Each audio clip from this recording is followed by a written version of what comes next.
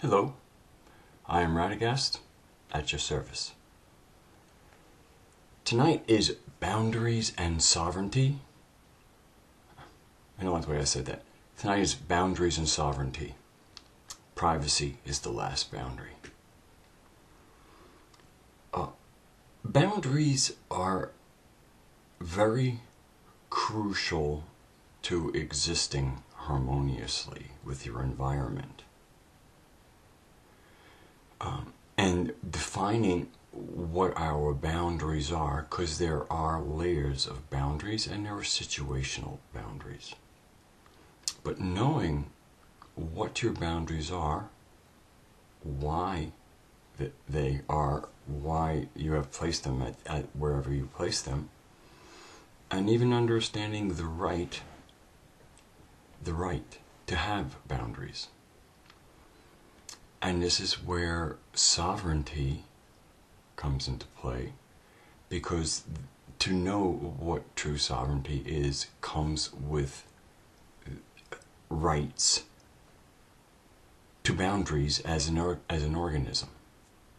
An amoeba is free to exist in whatever environment that will support it, and it is free to defend itself from aggression or be aggressive, I guess, in pursuit of its food.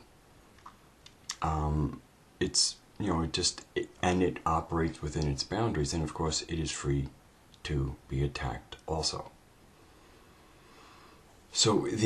But the simple one-celled animal, the amoeba, is given the right to be, and to within its boundary of its being, to exert its right and defend its right to exist and to feed. So there is an inherent right that comes, at least I would think with all life, but I know that it really pertains to this planet, and I have to get back once again to our creation story, that we have that we have one of a God with us, and that is another claim of sovereignty. Any being, any organism on any planet is a sovereign of that planet. We just have someone there's a little extra juice in us, which explains a lot of what's going on and that is very juicy stuff for further videos. So sovereignty. Now an important part of sovereignty is also privacy, especially when we get into being human or being the anthropos. And privacy is really important, because the core privacy, the final boundary of privacy, is of course the privacy to be who you are, think what you want to think. This is the place where you commune with God, you commune with yourself, you have your deepest thoughts about anything. This is that inviolable space of what I call privacy, the last boundary. But that's the real last boundary of privacy. But it is, and privacy, and because we don't really understand boundaries, we also don't understand privacy. And privacy and secrecy get conflated, is a good word of mine. They get confused, but it's really they get conflated where they get used interchangeably. Now, of course, that does come from confusion, but the most common practice of that confusion is conflation. And privacy, to me, the ultimate privacy also comes into the fact of privacy is not having to declare what is private. And an example of that would be, I have a premise I like to operate because I'm an honest person. And part of my honesty and allowing that to afford me what I consider to be proper privacy is I might tell somebody, ask me no questions and I will tell you no lies. Now, I would endeavor, and I would tell this person, I will endeavor to be, you can expect all of my answers to be honest, unless you ask a question that is private to me. And if I respond by saying, oh, that's a matter of privacy, I've now spoken where my privacy bound is, and also what was in the nature of the question might reveal what I want to be private about. And my privacy includes the privacy of what it is that I'm private about. So in certain questions that kind of, trap you because an answer is expected, and so if you answer in certain ways, your privacy can be violated. And so in that case, you might insert something that is not honest as a cover. And to me, that is what, when you tell somebody, ask me no questions and I will tell you no lies, but I have no intention of lying to you. I have every intention of being honest with you. To me, it lets a person know that you have every intention to be honest, but if they accidentally were to stray, then again, you're going to, as seamlessly as possible, again, insert an answer and of course move on to the next thing. Secrecy and privacy. For me, secrecy is when what you are holding and calling private actually affects contracts, depending on who it's with. But often it's something because if you're part of a greater organism, and any kind of social unit is part of a greater organism, and there's a common good. If one person is holding something that is not, that can cause some harm to the common good, and knowing it would actually improve the overall situation, that's a secret. And so there's really, the whole thing is, privacy is what you're entitled to, and also entitled to based on contracts. When you enter into a marriage, you negotiate about, what's the boundary. I mean, I think we've all been in a place where we're actually in that private place, and then somebody might come and go, what you thinking? And then, if you say nothing, they go, well, I saw you deep in thought. And it's like, well, yeah, I was in my private place. If you understand the dynamic. Now, that can be, I ran into that, and before I left all relationships, I had worked that out. And it was a matter of stating boundaries about, if you see me day drifting in my head, I'm in there. And it's probably best not to ask somebody, what are you thinking? Because if you want to engage in a conversation, what was on your mind? What are you thinking that you want to talk about?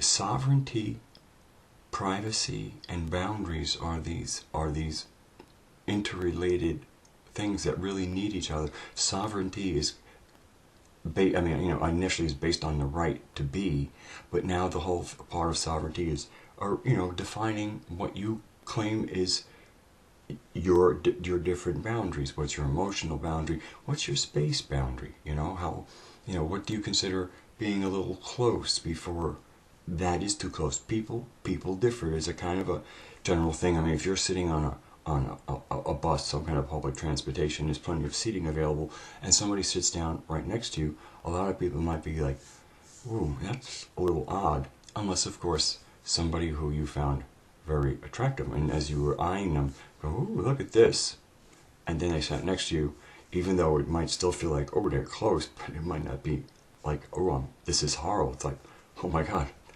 I am uncomfortable, but not necessarily in a bad way. And so part of the ability to, by knowing your boundaries on every level, even your boundaries of what you have to offer energetically, how much time do you have to offer that allows you to do whatever you have to do, the sleep you need, your own personal recreation time. And so part of that all comes into boundaries, because I go, I have trouble saying no. And that's because you're not sure where your boundary is. if you know where your boundary is and you get used to living it, it's not at all difficult to say no. Even when you see those people, even when occasionally a lot of people are not used to no. And I have to admit, if people ran into more no's once in a while, honest no's, not mean no's, just because you've decided that I can't say yes to you, it wouldn't be honest. My no is the most authentic, honest answer I can give you. Just when you get into the habit of working like that, then and also your boundary is as natural as that boundary that you didn't define. But if somebody gets too close, you know, oh, this is not. I'm feeling pressed on, and so by identifying where your boundaries are at every level, knowing where your comfort level is, and also knowing what creates that discomfort. And it can be just, well, it's just, I want space, I want boundaries, and it's just about here. And that's okay. It doesn't have to be because, I guess you're not the touchy-feely, anything. Define your own place and just know it's because that's what makes you feel comfortable, and you've searched yourself and know there's nothing weird hiding. This is me. That's what it is. And then be real comfortable with it. There's no need. I mean, really, when getting to say no is when you're so comfortable with it as an honest answer. Because the most anybody can really want from you is an honest answer. Now, when I made my eyes rolls, because sometimes when people ask you a question, the answer they want is yes, whether it's honest or not. So boundaries also comes by knowing yourself and being good with your boundaries. You play less games, and then when people play little passive aggressive games and there are other things of trying to get what they want without in a forward way and coming around the side way, you can see all these different things, and people are who they are. It's not even you have to judge. It's a matter of judging the situation in which you're in, and then you can say yes or no. Again, commitments of time. It's okay. What is it? Would it be something that works for me? Is this also the person? Like, we all have our dynamics. We all work with people who we have a very good balance with, and it's not based on counting favors. It's just if somebody needs it and you do. It's very organic. There's no record keeping. And then there's certain people, where it just seems like every interaction is kind of like one way, and so you get to and these are all boundary issues. And there's some people who go, people who take. That's a boundary issue. They're coming in because they're being allowed to come in. And all of us maintaining our boundaries. The other thing about saying no or yes when you mean it is people are working with real information. When we're not sure, if we say yes and then we call it, I didn't realize it was a little bit pressed for time. If you'd really thought about it, you might have seen it. And if you had a question, even if you go, I had to really look at it, I didn't know. Well, then you didn't know if you could say yes or no either. So developing who you are, that's the other thing. When you start defining your boundary, it's also based on coming to some understanding of who you are instead of being a meat bot of sorts, where you really are drawing from a source. And this is why it's really, for me, it's crucial, to have a good spiritual connection and an unambiguous one where this is my connection, instead of just the old. To me, the nebulous source is very nice, but it's very unconnected. It's not a pipeline. So we might be able to, I think that's it. Boundaries and sovereignty, sovereignty, and privacy, and how they tie together, and the more we are genuine and not feeling overstretched or abused or used in this, because if we manage this, we all become happier, actually. And we're also all operating now because we're not having to second guess, what did they really mean like that? If you say what you mean, people can get out of the habit of trying to figure out, well, they said this, did they really mean this? Well, and sometimes people will say, the real answer is all this, so they say this, and again, so everything starts getting sketchy by not being authentic. And authentic and sovereign are the same thing, and boundaries come with sovereignty, and with those boundaries and sovereignty also comes privacy. And and privacy is the last boundary, and part of privacy is the ability to stay private, the right to stay private, even if in certain cases there's a little cover up. If that preserves what you is private and not secret, then I really feel that, again, and this is from when, that's why I get into places and people really want to want to ask lots of questions. I will say, ask me no questions and I will tell you no lies. Now please ask me all the questions you want, and understanding what I said and how it's an issue of privacy.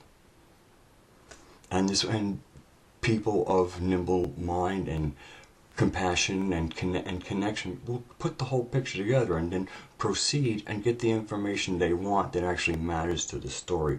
Rarely does anybody's private life have anything to do with the real story, other than when people are trying to use anything private to color character, so when you insert the character into story, it could also bleed into the story, and there's all kinds of silly stuff that goes on.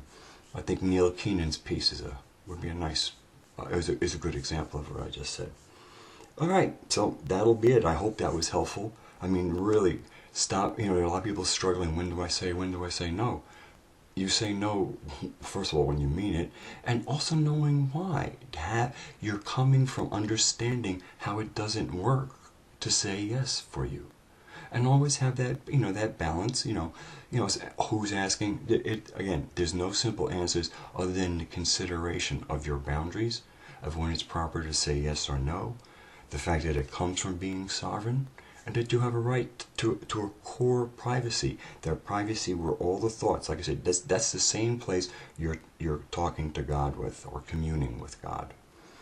And that place is the ultimate private place, and it's up to yours to keep it private and let anybody else who you are close to know that. And of course, that level of privacy also can get very small with people, but we always have a core place to have the wildest thoughts, to be all that there is. And that'll be it. All right. So, before all else, I see the God within you.